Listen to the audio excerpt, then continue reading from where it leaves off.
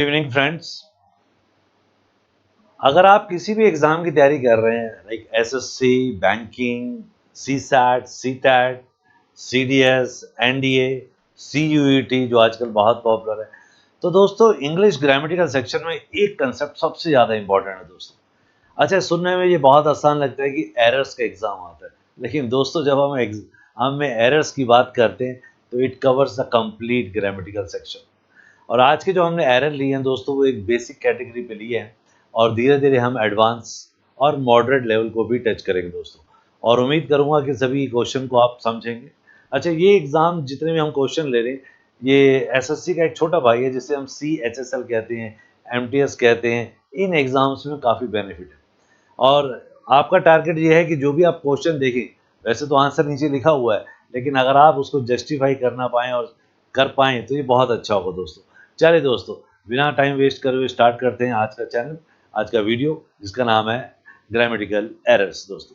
चलिए, अगर आप पहले क्वेश्चन को देखते हैं दोस्तों, बहुत आसान सा है और बहुत जल्दी समझ में भी आ गया होगा। मैं यहाँ पर आपके साथ उसका एक लॉजिकल डिस्क्रिप्शन जरूर डिस्कस करूँगा। I have saw a movie yesterday.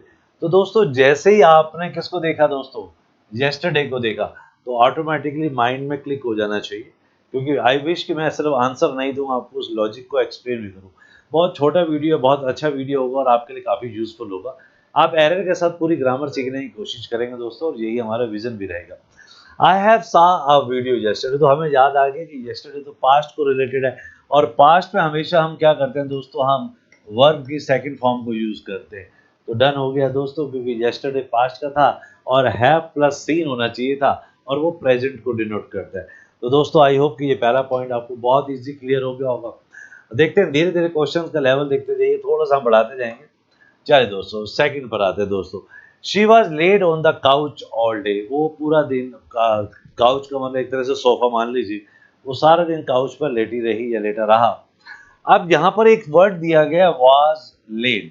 अब जैसे ही आपने वॉज लेड देखा तो ये सेंटेंस कहाँ चला गया दोस्तों, ये तो पैसिव वॉइस में चला गया, क्योंकि पैसिव का रूल है object plus was plus V3। तो दोस्तों ये तो पैसिव था नहीं, क्योंकि वो लेटी रही, मतलब सब्जेक्ट जो था दोस्तों हमारा वो एक्टिव था। तो हमारे पास एक वर्ब है लाई, और लाई की जो सेकंड फॉर्म है दोस्तों वो है ले। तो यहाँ पर ये जो ले है दोस्तों, ये वर्ब की सेकंड फॉर्म है, ना कि इसकी हमें जरूरत है दोस्तों। तो ये छोटा सा कंसेप्ट था, एग्जाम में आया हुआ क्वेश्चन है दोस्तों। बिलीव मी, बहुत बेसिक क्वेश्चन था, लेकिन कई बार स्टूडेंट फंस जाता है और उम्मीद कर रहा हूँ कि अब दोबारा कभी आप इस क्वेश्चन को देखेंगे तो समझ जाएंगे। चलिए दोस्तों, नेक्स्ट क्वेश्चन की तरफ जाते हैं। मैं आंसर के साथ साथ जो थ्योरी बोल रहा हूँ दोस्तों, उसको नोट डाउन जरूर करेगा।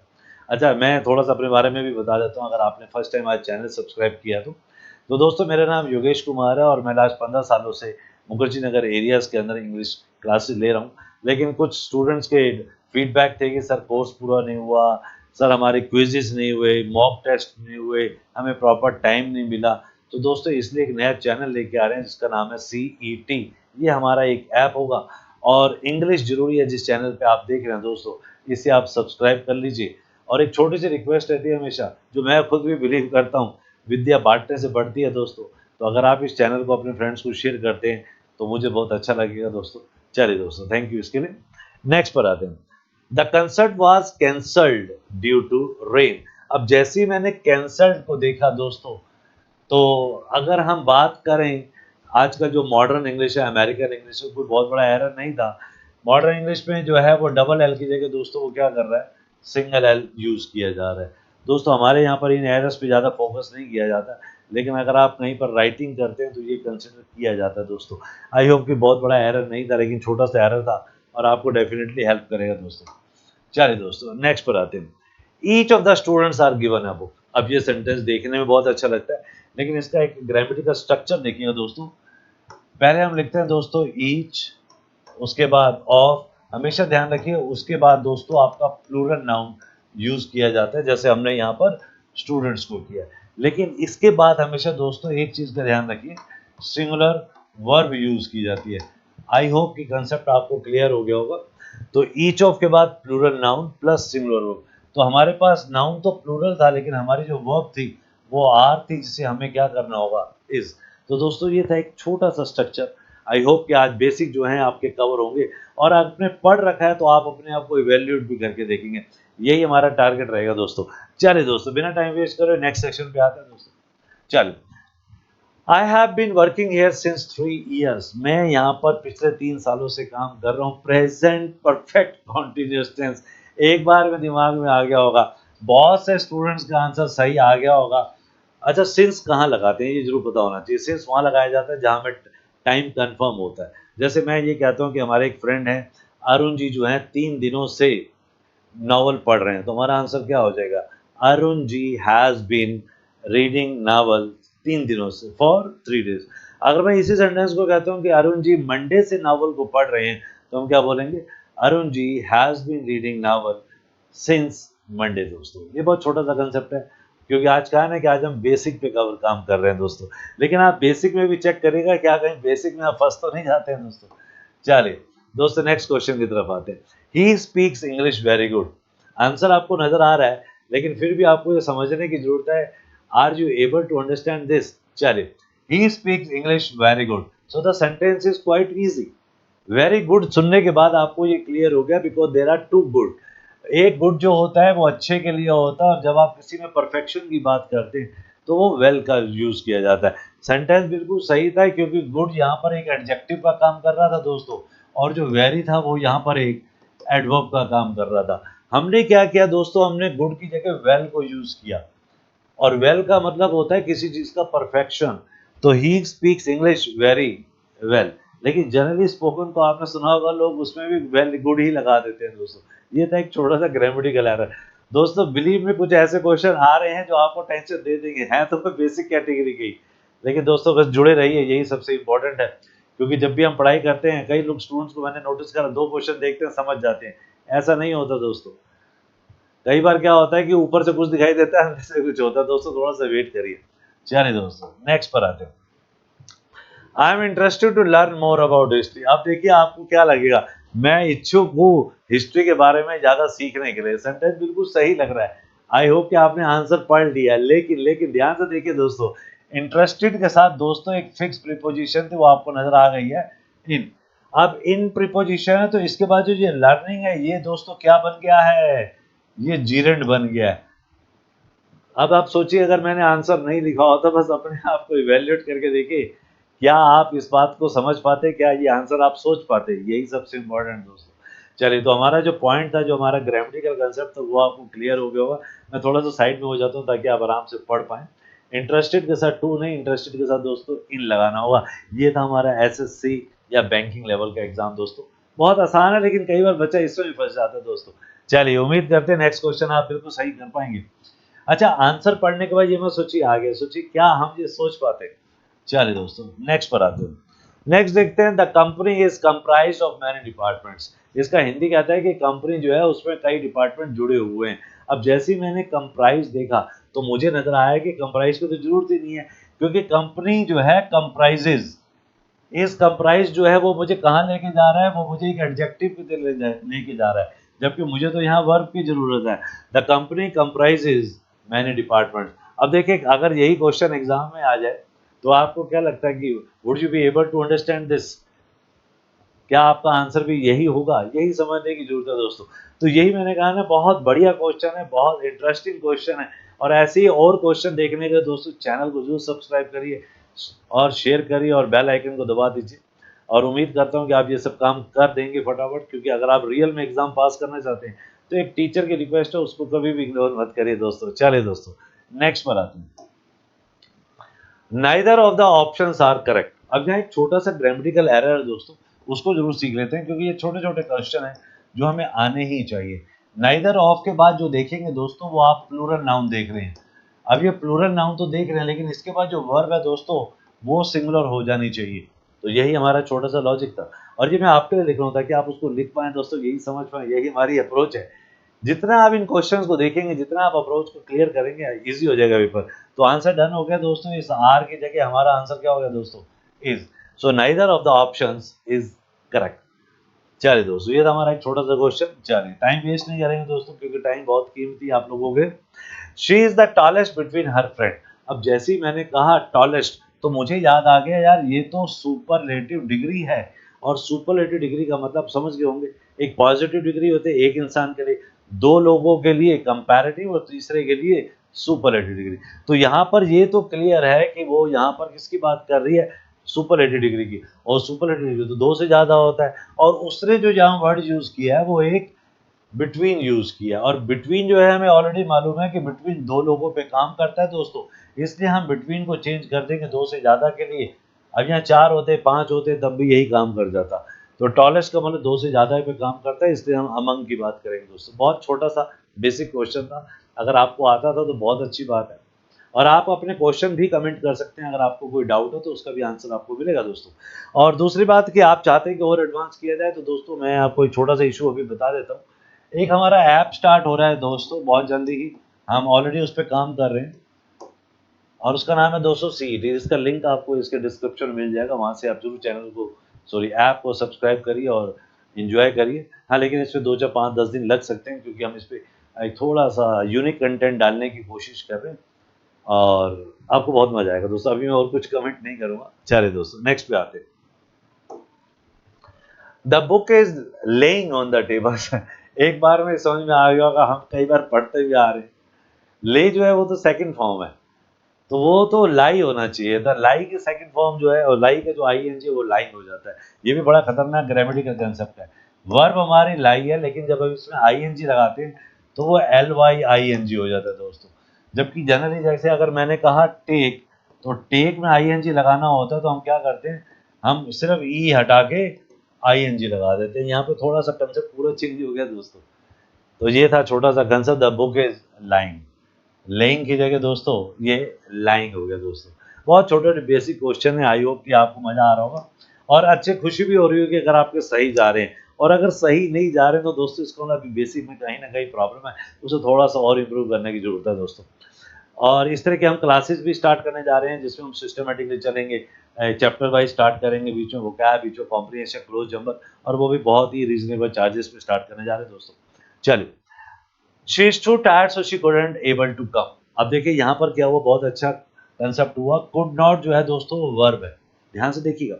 और जो एबल शब्द है वो अपने आप में एक एडजेक्टिव है, और ये हमें पता है कि किसी भी मॉडल्स के बाद दोस्तों वर्ब की फर्स्ट फॉर्म पर यूज करते हैं। जैसे मैं ये कहना चाहूँ, अरुण कैन प्ले फुटबॉल, तो कैन के बाद आपने प्ले लगाया है। आप ये नहीं कह सकते Arun can able to play football, आप ऐसा नहीं कह पाएंगे, क्योंकि मॉडल्स का रूल है दोस्तों। तो आपको समझ में आ गया होगा, मुझे कुछ नहीं करना है, मुझे इस एबल टू को हटा देना है दोस्तों। She is too tired so she couldn't come. I hope कि छोटे छोटे कंसेप्ट आपको क्लियर हो रहे होंगे दोस्तों। नेक्स्ट पे चलते हैं दोस्तों। I have never been to travel abroad. अब यहाँ पर क्या हुआ कि यहाँ उसने एक वर्ड यूज कर दिया बीन, और जैसे ही बीन को देखा तो दोस्तों, बीन मैं थोड़ा सा एक्सप्लेन करता हूँ आपको। एक वर्ब होती है बी, जिसकी सेकंड फॉर्म होती है दोस्तों वाज और वर, और थर्ड फॉर्म होती है दोस्तों इसकी बीन। एक तो ये कंसेप्ट याद रखिए। दूसरा जो बीन है वो हम यूज करते हैं जब हम दोस्तों किसकी बात करते हैं, जब हम पैसिव की बात करते हैं, जब हम पैसिव सेंटेंस की बात करते हैं। जैसे मैं एक एग्जांपल लेता हूं, शी हैज कुक्ड फूड, वह खाना बना चुकी है। अब मैं अगर इसका जब पैसिव बनाऊंगा दोस्तों, तो मेरा आंसर क्या हो जाएगा, मेरा आंसर हो जाएगा food has been cooked by her. तो ये मेरा एक्टिव था दोस्तों, और ये मेरा पैसिव था। तो ये हमें क्लियर हो गया दोस्तों। लेकिन हमारे इस एग्जांपल में तो वो कह रहा है कि मैं कभी अब्रॉड नहीं जा चुका हूँ, तो पैसिव तो है ही नहीं दोस्तों। इसका मतलब मुझे यहाँ पर इसकी जरूरत नहीं है। तो आई हैव नेवर ट्रेवल अब्रॉड। अब यहाँ पर हमने ट्रेवल्ड कर दिया दोस्तों, क्योंकि हमें बीन की जरूरत ही नहीं थी, वर्ब तो हमारी ट्रेवल थी। आप हैव के बाद तो आप हमेशा V3 का यूज करेंगे, सिंपल प्रेजेंट परफेक्ट था। मैं अब्रॉड नहीं जा चुका, कभी नहीं जा चुका हूँ। चलिए दोस्तों, ये था हमारा एक छोटा सा क्वेश्चन, उम्मीद करता हूँ समझ में आया होगा। और कोई डाउट होगा तो जरूर पूछिएगा please. I am looking forward to meet you, बड़ा खतरनाक क्वेश्चन। अब ये कहने को बेसिक है, लेकिन ये एडवांस कैटेगरी का दोस्तों क्वेश्चन आ गया। I am looking forward to meet you. जैसे कई बार आपने देखा होगा इंडिया में जो हमारे प्लेयर हैं, जैसे हार्दिक पांड्या, विराट कोहली, रोहित शर्मा, जब ये एक मैच जीतते हैं तो उनसे पूछा जाता है कि अब एशिया कप आने वाला है, वर्ल्ड कप आने वाला है, तो वो क्या बोलते हैं, I am looking forward to winning the world cup. उन्होंने क्या बोला, ध्यान से सुनिएगा, I am looking, Rohit Sharma ji कह रहे हैं, मैं नहीं कह रहा हूँ, I am looking forward to winning the world cup. तो दोस्तों यहाँ एक छोटा सा कंसेप्ट था कि जब आपने लुकिंग फॉरवर्ड टू की बात करी, तो लुकिंग फॉरवर्ड टू कहता है कि मेरे बाद हमेशा आपको जीरेंड का यूज करना है। अब आप पूछेंगे सर जीरेंड क्या है, इन सब टॉपिक को हम लेके आ रहे हैं। जीरेंड दोस्तों क्या है, वर्ब के साथ आईएनजी है और बड़ा ही एक सिंपल कंसेप्ट है दोस्तों। अब ये कुछ रूल्स हैं, लेकिन आज हम मिक्स एरर्स कर रहे हैं ताकि आपके कुछ एरर्स सॉल्व हो सके और कुछ आप अपना कॉन्फिडेंस भी बिल्डअप कर सके दोस्तों। तो I am looking forward to के बाद अब आप देखेंगे आईएनजी लगा दिया, क्योंकि जीरेंड का मतलब ही यही होता है, वर्ब प्लस आईएनजी। बहुत प्यारा सा क्वेश्चन है दोस्तों एग्जाम का। चलिए दोस्तों, टाइम ज़्यादा वेस्ट नहीं करेंगे, ज़्यादा फोकस करेंगे एग्जाम पर। और अगर आपका बेसिक वीक है तो दोस्तों उसके लिए भी आप कमेंट कर सकते हैं, ताकि हम बेसिक सेशन से स्टार्ट कर सकें, क्योंकि प्लान भी यही है कि बेसिक अलग चलाएंगे। और हम, ऐसा नहीं है कि कई बार कोचिंगों में क्या होता है कि एक ही बच्चे को बेसिक में डाल दिया जाता है, उसी के साथ इंटरमीडिएट भी बैठा होता है, उसी के साथ एडवांस भी बैठा होता है। उसमें क्या होता है कि एडवांस आंसर देता है, बेसिक के मन में फील क्या आता है, सर मैं तो गलत जगह आगे लगता है, मैं तो आंसर नहीं दे पा रहा हूँ क्योंकि मैं तो सीख ही नहीं पा रहा हूँ। और यही सभी कोचिंग के अंदर आंसर होता है। तो दोस्तों इसी सोल्यूशन के लिए हम एक प्लान कर रहे हैं कि बेसिक को हम अलग मॉड्यूल देंगे और एडवांस या इंटरमीडिएट को अलग मॉड्यूल देंगे, जिससे जो स्टूडेंट बेसिक वाले हैं वो आराम से कवर कर सकते हैं दोस्तों। चलिए दोस्तों, थैंक यू, मिलते हैं नेक्स्ट सेशन में और अगले क्वेश्चन की तरफ चलते हैं। He is the only one who understand the problem. ये दोस्तों क्वेश्चन कहाँ से आया, ये आया दोस्तों हमारा एक प्रनाउन कैटेगरी से। देखिएगा क्या हुआ, he is the only one who understand. अब हमेशा ध्यान रखिए, हु जो होता है दोस्तों वो एक रिलेटिव प्रनाउन का काम करता है। किसका काम करता है दोस्तों, रिलेटिव प्रनाउन का काम करता है। और ये जो वन है दोस्तों, ये इसके अंदर कॉपी हो गया। अब वन इसके अंदर कॉपी हो गया तो इसका मतलब हु के पास किसका एट्रीब्यूट्स है, किसकी वैल्यूज है दोस्तों, वन की है, और वन सिंगुलर है। तो आप शायद मेरा पॉइंट समझ गए होंगे। और सिंगुलर के साथ हमेशा हम एस या ई एस लगाते हैं दोस्तों। तो आंसर डन हो गया, हु के बाद अब सिंगुलर वर्ब आनी चाहिए थी, और सिंगुलर वर्ब में एस लगाते हैं, तो यही हमने काम किया दोस्तों। देखिए बहुत प्यारा क्वेश्चन था प्रनाउन का। ही इज, मैं इसको थोड़ा सा हिला देता हूँ, he is the only one who understand the problem दोस्तों। चलिए दोस्तों नेक्स्ट पर आते हैं। नेक्स्ट देखिएगा, the teacher asked me why didn't had done my homework. देखते ही समझ में तो आ गया होगा कि यार डिड नॉट के बाद हैड आ गया, कहीं ना कहीं गड़बड़ तो हो गई है।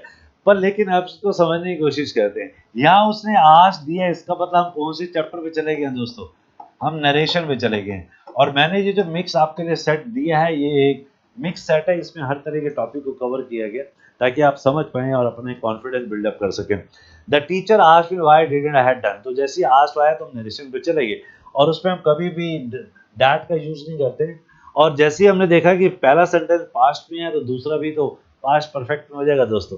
तो हमने क्या किया, हमने उस डिड नॉट को किसमें चेंज कर दिया, पास्ट परफेक्ट में। और पास्ट परफेक्ट का रूल तो आपको क्लियर ही है, had plus V3। I hope कि समझ में आ रहा होगा, नहीं आ रहा तो प्लीज पूछिएगा जरूर, ताकि उसके ऊपर हम एक छोटा सा वीडियो बना के आपको हेल्प कर सके दोस्तों। चलिए नेक्स्ट पे आते हैं, despite of the rain the event was held. अब ये क्वेश्चन चला गया दोस्तों प्रीपोजिशन की तरफ। दो प्रीपोजिशन होती हैं, एक का नाम होता है इंस्पाइट और एक का नाम होता है दोस्तों डिस्पाइट। अब आप इंस्पाइट ऑफ की बात करेंगे वो होता है के बावजूद, डिस्पाइट की बात करेंगे वो भी होता है के बावजूद। आपने शायद आंसर सुन लिया है, इंस्पाइट के साथ ऑफ को यूज किया जाता है, लेकिन डिस्पाइट के साथ ऑफ को यूज नहीं किया जाता दोस्तों। लेकिन दोनों का मतलब के बावजूद होता है। अब despite the rain the event was held, मतलब हमेशा ध्यान रखिए डिस्पाइट क्या होता है, पहले नेगेटिव होता है और जो उसका रिजल्ट होता है वो पॉजिटिव होता है। ये मैं आपको एक छोटा सा लॉजिक दे देता हूँ, यही सीखना होता है दोस्तों। और जब हम बात करते हैं इंस्पाइट की, तो इसके साथ ऑफ आता है दोस्तों। इंस्पाइट के साथ इसमें क्या होता है कि पहला जो सेंटेंस होता है वो पॉजिटिव होता है, और जो उसका रिजल्ट होता है दोस्तों वो नेगेटिव होता है। जैसे मैंने कहा, राम मेरा अच्छा दोस्त था लेकिन उसने फिर भी मेरी मदद नहीं करी, तो मैं क्या कहने जा रहा हूँ दोस्तों, Ram was my friend in spite of this he did not help me. तो ये हो गया मेरा इन स्पाइट ऑफ, क्योंकि इसमें पहला सेंटेंस राम मेरा दोस्त था ये तो पॉजिटिव था, लेकिन उसने मेरी मदद नहीं करी, ये नेगेटिव हो गया। आई होप कि जब इंस्पाइट आएगा तो भी आपका ये पॉइंट क्लियर हो जाएगा दोस्तों।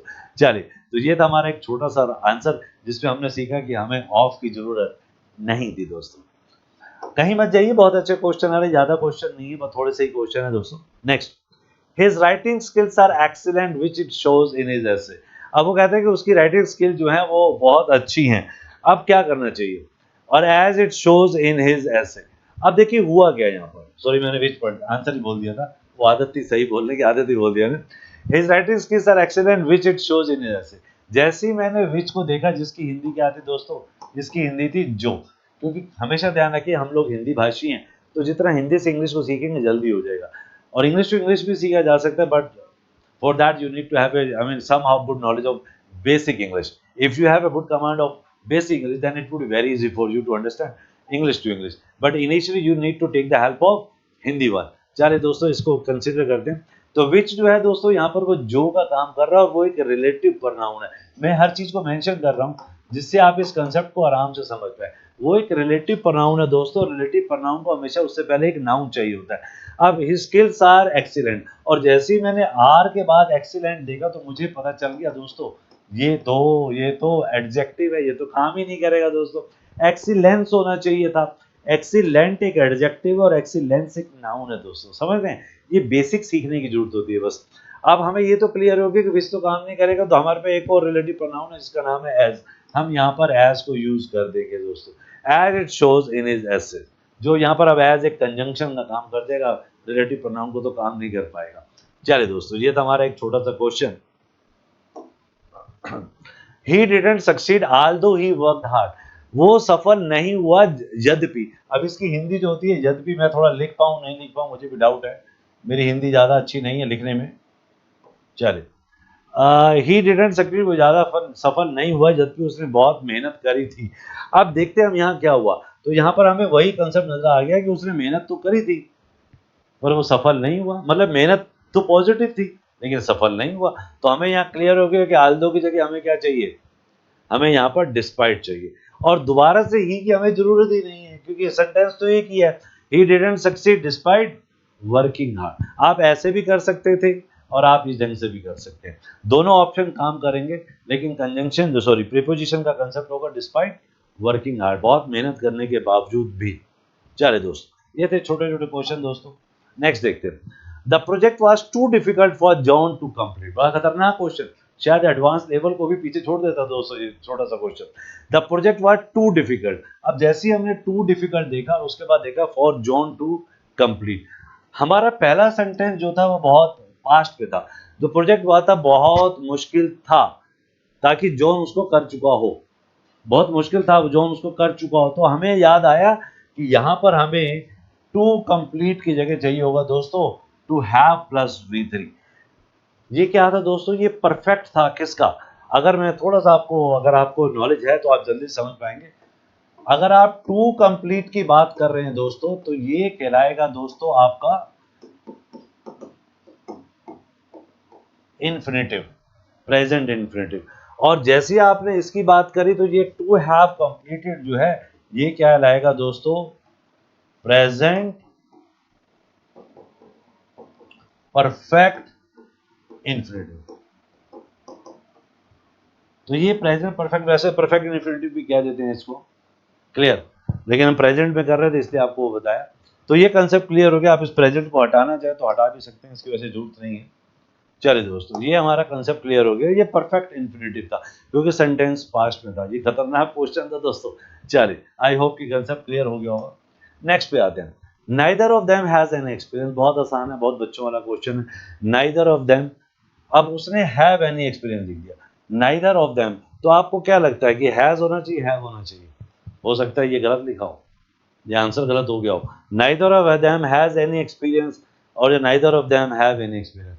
तो दोस्तों ये आंसर यहाँ पर हमारा टाइपिंग एरर हो गया और ये हैज ही होगा दोस्तों, नाइदर ऑफ देम, क्योंकि कई बार क्या होता है कंप्यूटर ना ऑटो करेक्ट कर देता है, तो वो ऑटो करेक्ट में उसने हैव ही वापस ले दिया। जबकि हमें याद है कि जो सिंपल सा रूल है वो देखते हैं दोस्तों, वो क्या था, नाइदर ऑफ के बाद हमेशा क्या था दोस्तों, प्लूरल नाउन, लेकिन वर्ब कौन सी आएगी, वो आएगी दोस्तों singular verb. So neither of them has any experience. तो दोस्तों ये था हमारा छोटा सा क्वेश्चन। नेक्स्ट की तरफ चलते हैं दोस्तों। She is a very nice person isn't she, वो एक बहुत अच्छी इंसान है, ऐसा है ना, ऐसी है ना वो। अब देखिए क्या ये सही लग रहा है आपको, she is a very nice person isn't she, तो ऑब्वियसली आंसर भी वही है, सेम है, नो एरर था दोस्तों, नो एरर था। कई बार क्या होता है स्टूडेंट इसमें भी कुछ दिमाग लगाने की कोशिश करता है और वहाँ पर वो फंस जाता है दोस्तों। चलिए, आई होप कि सेशन में मज़ा आ रहा होगा आपको। बस थोड़े से क्वेश्चन और बचे हैं दोस्तों, इसे थोड़ा सा पूरा वाइंड अप करिएगा। This movie is as good if not better than the previous one. क्या लग रहा है दोस्तों? This movie is as good if not better than the previous one. अच्छा, मैं इसको बिल्कुल एरर नहीं है, ये भी सेम क्वेश्चन है, मैंने जानबूझ के दो क्वेश्चन ऐसे डाले जो आपको पता लगे यार ये एरर तो नहीं है। क्लियर? अब पेपर वाला क्या करता है वो बताता हूँ। पेपर वाला अगर यहाँ पर आपको क्या देता है, वो जो देता है, ये मैंने जानबूझ के डाले थे, वो यहाँ पर आपको एज दे देता है, क्योंकि आपने यहाँ पर डिग्री कौन सी लगाई है? कंपैरेटिव। और आगे आप क्या लगा रहे हैं? कंपैरेटिव लगा रहे हैं, इसलिए एज की जगह क्या हो जाएगा दोस्तों? देन हो जाएगा। तो वहाँ हमने जानबूझ के देन ही कर दिया था, तो हमारा आंसर क्या हो गया? सेम एरर, नो एरर था दोस्तों। तो दोस्तों ये थे कुछ क्वेश्चन जो आई होप कि आपको समझ में आए होंगे। और मैं फिर दोबारा से यही कहूँगा कि आप जहाँ भी पढ़ रहे हैं, कहीं भी पढ़ रहे हैं, सेशन को ज़रूर अटेंड करिए और अपने कमेंट, अपने जो डाउट हैं और अपनी जो रिक्वेस्ट है उसको भी भेजिए, आपको सेशन मिलेगा। इंग्लिश जरूरी एक चैनल है, इसको सब्सक्राइब कर लीजिए दोस्तों। और CET जो वैसे तो ऐप बन गया, आप उसे ऐप डाउनलोड कर सकते हैं, डिस्क्रिप्शन में आपको मिल जाएगा दोस्तों। लेकिन इसको 2-4 दिन लगेंगे, इस पे हम ऊपर काम कर रहे हैं ताकि आपके लिए एक अच्छा प्रोजेक्ट ला सके। तो दोस्तों, मैं योगेश कुमार मुखर्जी नगर से, दिल्ली से एक फैकल्टी आपके लिए रिक्वेस्ट करता हूँ कि जल्द से जल्द जुड़ें और अपने एग्ज़ाम को पास करें दोस्तों। थैंक यू दोस्तों।